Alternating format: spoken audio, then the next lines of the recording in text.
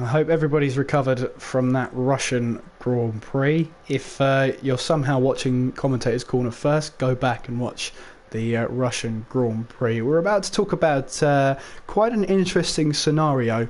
We normally see AIs get turn one massively wrong. Someone did, and we have three drivers joining us. We have Spike, Steph at the moment, and hopefully Z3 will be joining us in the commentary box. First of all, though, the first person to join us was Spike, so we shall talk to you first. Spike, finishing 7th place in the race, couldn't have been your idea of a fantastic race. Just talk us through what happened on that on those first couple of laps then. I saw Z3 hit the wall, managed to avoid the melee just about. I think Lighty unfortunately got caught up with me avoiding Clifford, who was in the middle of the track with no wheel. From what I can see, it just looks like Z3's just dropped it and then taken out, I don't know, at least 3, possibly 4 cars, I think. So, yeah, obviously we'll see what happens with that one. And then after that, I came across Ollie along the back straight, and I wasn't even pushing, but I don't know, well, I missed the corner really, missed the slow right-hander and went wide and touched the wall, damaged my front wing unfortunately. I tried to battle on with it, but it was too bad, so I had to come back in, and that was kind of ruined it from there really, to be honest. Yeah. Yeah, and we're coming towards the final few races of the season. We have Japan, USA, Mexico, Brazil and Abu Dhabi. So 5 races to go in the championship. This result can only hinder you, surely, in the championship hunt.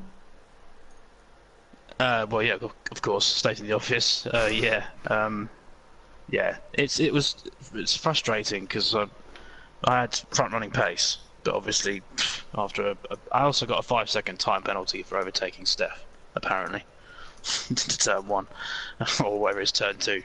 In that melee, so I don't know how the game worked that out, but yeah. So yeah, obviously, yeah, it's not good for the championship, but what can you do? People are, things happen around you. That's what happens, isn't it? Yeah, absolutely. And well, you've got Japan next. Obviously, a favoured wheel track. How do you rate your chances going towards the Japanese Grand Prix? I don't know. I have no idea. I like the track. Yeah, it's a challenge. You can get a lot of time in sector 1. That's the one that makes the lap time. So, and oversteering to turn 1 is depending on how you set your car up, especially when the tyres start to wear out. So I'm going to try and set the car up to be a bit less, bit more understeery for the race. Yeah, absolutely. We saw in qualifying there, I mean, Andy caught it. We didn't see it on the stream. Yeah. But yeah, I don't know, Andy. You saw it. I didn't. Maybe you want to ask this question of what happened. Yeah, no, I mean, I'd caught it, so luckily for you, the only one who's seen it was me, and yourself, obviously. But to me, it looked like just coming through the right-hander, I don't know if you caught the curb too much or something, you just ended up the outside wall. So how did it happen from you? Did you just lose a bit of grip? You just too much curb? What was it that caused you to go off into the wall there during qualifying? That's not even the best part of it. The best part was I wasn't even on a lap. Oh, gosh. I invalidated the lap somewhere earlier on in the lap, and I was literally just returning to the pits. I was pushing sort of just to see what the grip level was like for the next run. I just wasn't perhaps I wasn't concentrating, I guess, but I didn't feel like I was that close to the wall.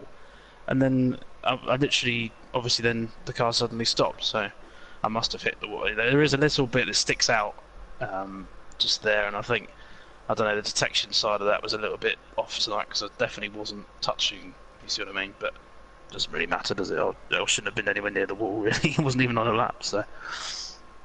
Fair play to you for admitting you weren't actually on a lap and had it invalidated. So a lot of people would have just turned that around to make it look like they were pushing, considering there was only one person that seen it, and I only caught laughing. The end of it as well. So I was just laughing, to be honest. I couldn't. I was just.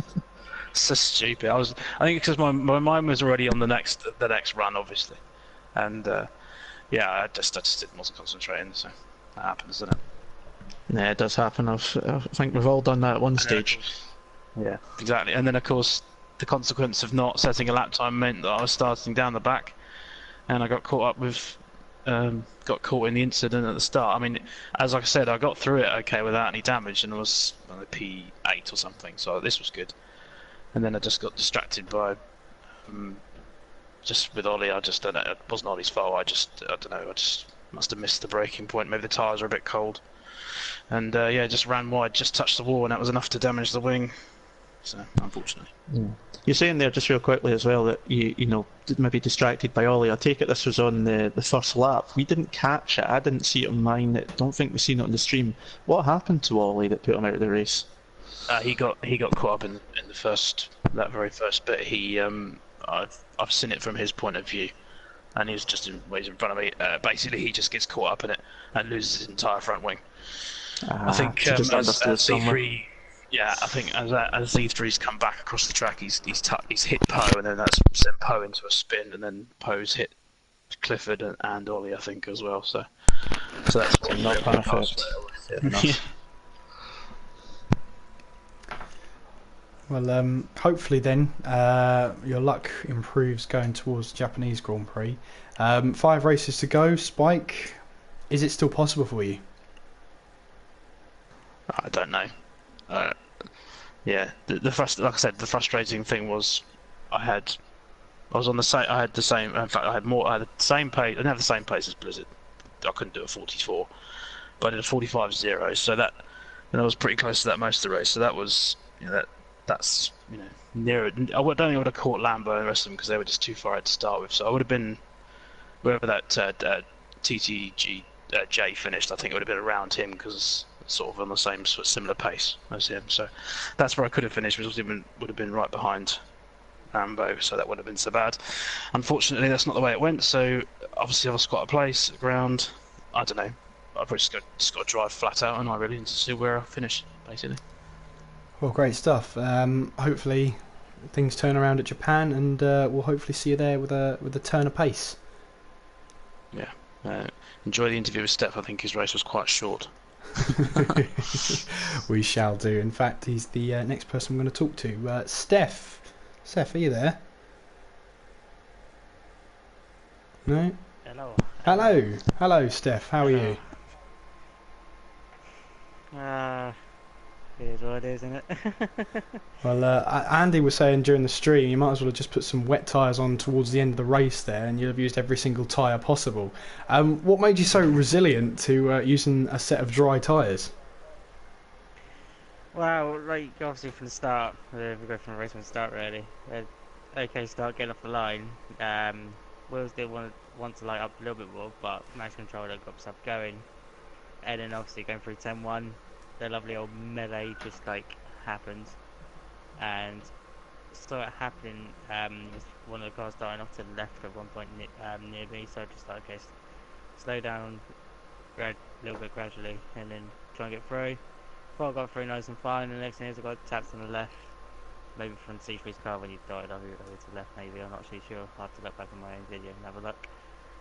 And then I just spun me around, and obviously Damien had nowhere to go and hit into me, and just like, okay, and then just try to carry on, and then put on a new set of inters, and then next thing, just car didn't feel right with the new set of inters, so just like, okay, so I just thought I'll go for something a little bit risky. I just put like a set of the hardest tyres of the dries as possible, and took a little while to get going, but once I got the temperatures up, it was like, okay, obviously it wasn't putting in great lap times because obviously I ended up getting like lapped quite 2 to 3 times, but it was doing alright till I think it was lap 18 on my screen, which was 21 for the main leaders, and lost back end lost itself, and the next thing I just saw like Blizzard coming on the track, so I tried literally do 180 spin just to get it off the line, hit the wall lightly, and next thing is just my suspension just gone.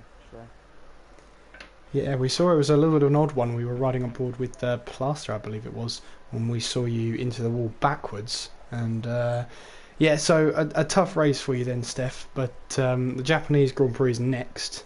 How do you rate your chances there? Oh, I love Japan. It's an old school track, isn't it? The only figure eight on the calendar. So, like, you got like the S's, Degner 1, Degner 2, and the hairpin spoon, 130R.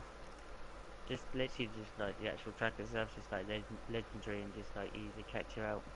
Still have like the old gravel tracks in certain places and stuff, so.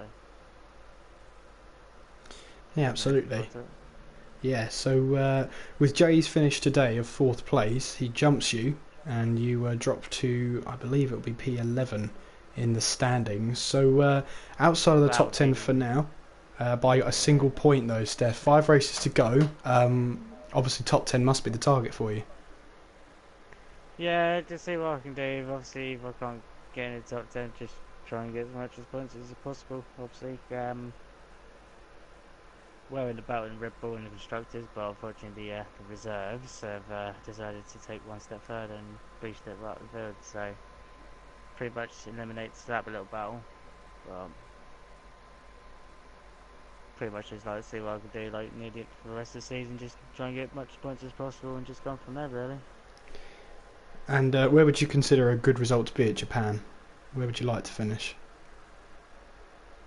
Well, I'll see what happens once I go over the line, and I'll let you know. That's a good answer, I like that. Andy, do you have any questions? No, I don't actually, but I will point out one wee bit to yourself. Blizzard's in the chat saying, can I have an interview? So if you want to get him in, he's actually looking to have a chat as well, a race winner. But no, I was hoping, Steph, as Kieran says, considering things have been mentioned about a particular Monaco race for you before, we won't go into too much detail. I was hoping you would just jump in the pits and put the wet tyres on and then use all 5 of them, but no, you let me down on that one, my friend. Come on. So what was going on there? But you did use all 3 the dry tyres, so it was quite interesting, but it was just too wet out there. There was a dry line towards the end, but it looks it just looked like there wasn't the grip. Was that the case? To be honest, it's just like the track itself wasn't really like, in my view, like feel of the car, it wasn't really like damp enough for it. But obviously other people had like different setups, and they obviously opted for into like being quicker. And I just thought, okay, just do like something like what not normally many people go, just risk it on the dries and see how it goes. And to be honest, it just felt okay. There's obviously lap time slow due to the cooler conditions, but there was like a dry line on the actual racing line itself. So I was trying to keep it on there as much as possible. But it is close. Nah, that's fair enough. A tricky one there, but hopefully a much better result for you next time out in Suzuka. You mentioned there, obviously, legendary corners, legendary track, and so hopefully you can bounce back from that. And obviously, as Kieran mentioned at the end of the proper stream, you're back in the comms box tomorrow evening as well at 8 o'clock.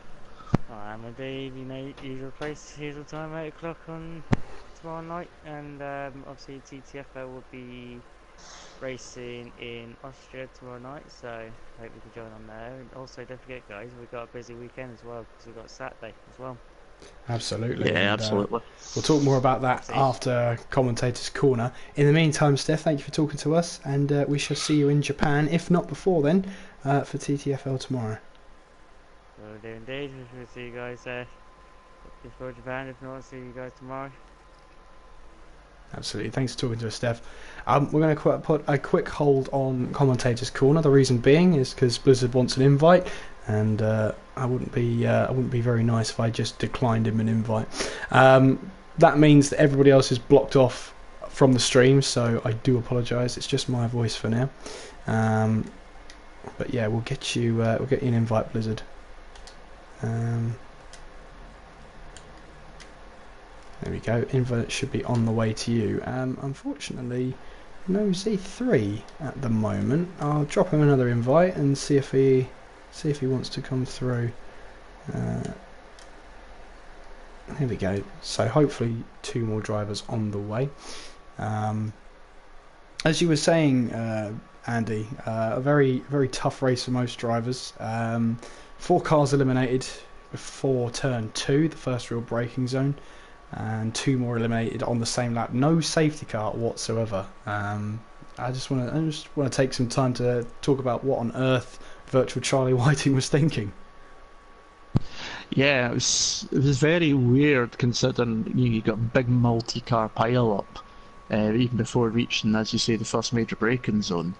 And then obviously 2 more going off later on in the lap, especially within turn 1. Obviously, I know it's obviously a sim game, but you'd still expect with such a big accident, big crash like that, that a safety car of some description would come out. But it didn't do, and it's weird sometimes how it works, because I've seen safety cars come out for, or virtual safety cars come out for much less than that in other races that I've commentated on or been in myself, and I was very surprised to not see any sort of safety car at all. That would have, even at that early stage, would have made it interesting. They would have bunched the pack up. Those that had picked up damage and managed to get through the melee would have been able to get in the pits and have a free pit stop and get repairs very cheaply, obviously, and that could have made for a bit more interesting battles later on in the race, because when we got to about the midway point, apart from a few battles, predominantly J and Lambo,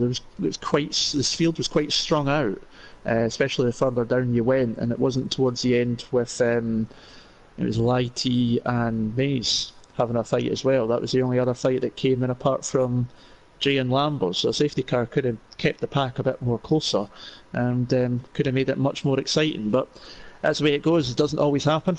On this occasion it didn't.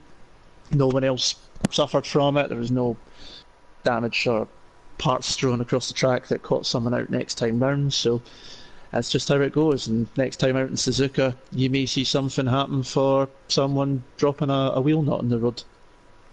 Yeah, absolutely. It's a little bit inconsistent with how they deploy the safety car, but yeah, as you say, no safety car deployed would have meant that, as you say, the people who did make it through the melee didn't get the advantage of catching back up, new set of tyres, new front wing, whatever, so that they could join at the back and make more of a battle.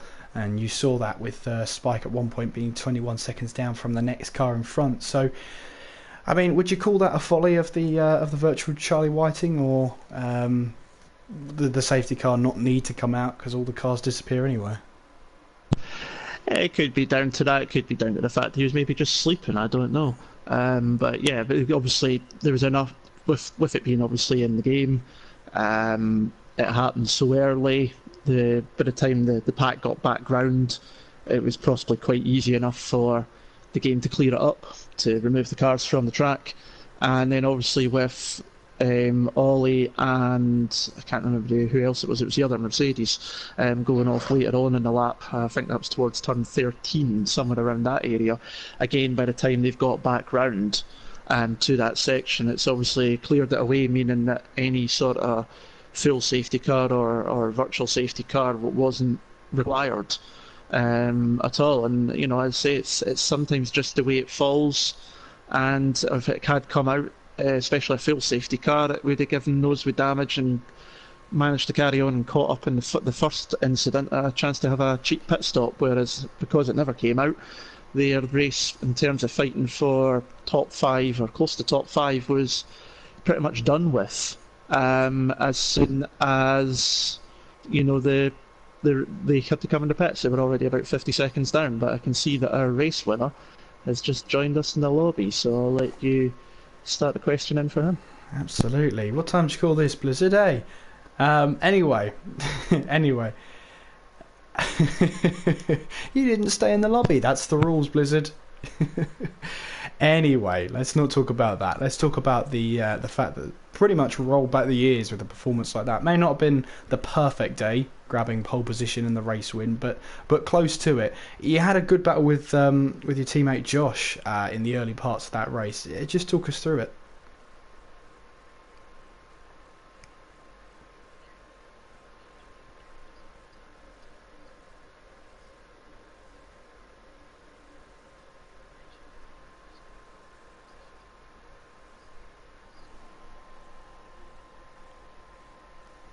Sorry, Blizzard, we can't hear you. Sure you got your audio settings all right?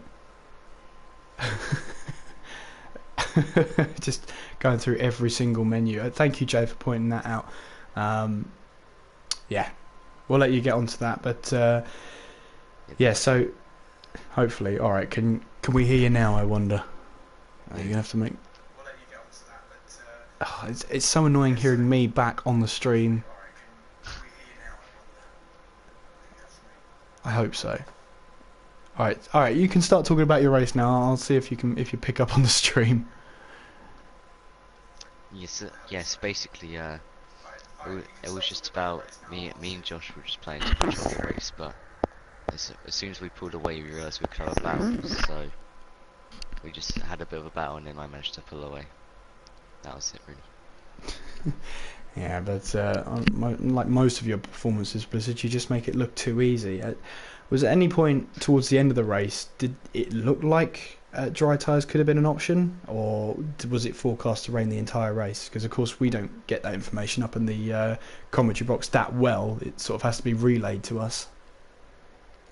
Yeah, it was forecast to rain the entire race. It was on like that boundary where even Jeff was saying about not sure about the right tyre, but Inters were just about faster, I imagine. Yeah, because Andy was saying that he was seeing a dry line form towards the end of the race there. Obviously, roll back the seasons with that one. Can we expect to see you again at any point during the season to try and interrupt this championship battle?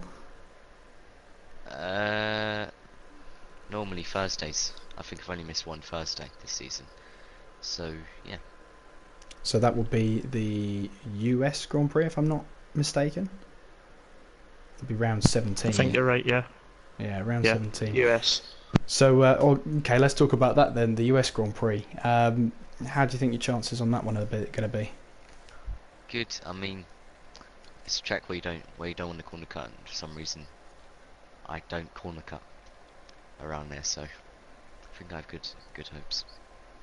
Yeah, good stuff. Andy, do you have any questions at all? I think it was brilliant race. Obviously, your pole time, your last lap was invalidated, and Kieran mentioned it was under 1:30, which is stunning speed that you've got. And I've heard a wee bit from what you've done previously already, so it's the first time I've actually seen you racing myself personally. And you just dominated almost once you got into the lead. But you did have a good battle early doors with Josh, and with Lambo kicking about in the background as well. A few back and forths between you and Josh. It seemed like it was a good battle in there between you and your teammate, which between Red Bull drivers in history has not normally gone well. Yeah. So it can go well sometimes. I think we proved that today. It looked like you were both enjoying it, but obviously US next up for yourself if you're just on Thursdays, so you'll be hoping to do well in that. You ever see yourself having the chance of being able to do a full season of this? I mean, obviously everyone's got their own real life commitments. Tuesdays for me are usually a bit dodgy as well. Do you ever think you might be able to get back full time? Yeah, probably. Maybe midway through season 12 or start of season 13. I can just imagine if we have a season like we have now with the likes of Pole, Lambo, Spike and Squeezy, and throw yourself into the mix for that as well, if it was all that close, it could be a very entertaining battle indeed. But well done, congratulations on the win this evening. Thank you. Yeah, great stuff. Hope to see you again at the US Grand Prix in a week's time. But for the next race, we're going to the Japanese Grand Prix, and you can see that live here on TTTV on Tuesday coming. So we're stream starting around about 5 to 8 GMT. Obviously we're going over things we mentioned in the last stream, but just to go over them again, you can catch Steph tomorrow at around about 8 PM for the Austrian Grand Prix in TTFL. And as Steph was mentioning, the Saturday, I've got the details up once again. We've got the A-Logo Esports Cup at 7 PM GMT, which is involving TTL F1, TTFL, Cosconia, Lightning Esports and UPL. And then that is commentated by Steph and by Dave Shaw. And then you've got 8:30 on the same night. You've got TTG, F1 TS Hub, TUF, Lightning Esports, the first team, Skull Esports and Cosconia with another A team as well, all battling it out at 8:30. So hopefully directly after Steph and Dave Shaw are finished, myself and Andy will be taking over for the Week Wi-Fi Solutions Esports Cup. And then of course on Monday we have the premiere of TTL Classics. As I mentioned in the previous stream, Blizzard was one of the prominent drivers in that one. You can see that race as it happened as a premiere. You can join the video, you can chat live, maybe you know a few things about the race that nobody else does, but yeah, it's about a 46-minute race. Basically it acts like a live stream, but it's in the past. So we're going to try that out, see how it works. But we have season number 8, the Belgian Grand Prix, a wet to dry race featuring the likes of Darren Sinclair, Blizzard, as I was saying before, and Squeezy's debut in TTL. So it should be an interesting one to watch. That is Monday at 6 PM GMT. Other than that, Andy, I think we can wrap up this stream. What do you reckon? I think we can do. I mean, the cups on Saturday are going to be interesting, and I don't know what drivers are going to be in it, but I know a few drivers from, is it Coscania? I've never pronounced it right, but I know a few of them, commentated on a few of them before, so it'll be interesting to see who's in it, but it's bound to be very interesting racing, points all the way down as well, so it's not the normal top 10 places either.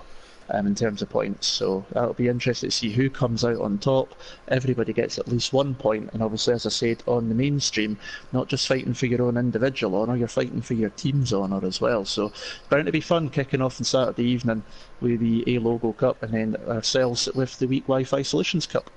Absolutely, what an exciting week we have lined up. But until then, thank you for watching. I've been Kieran McGinley.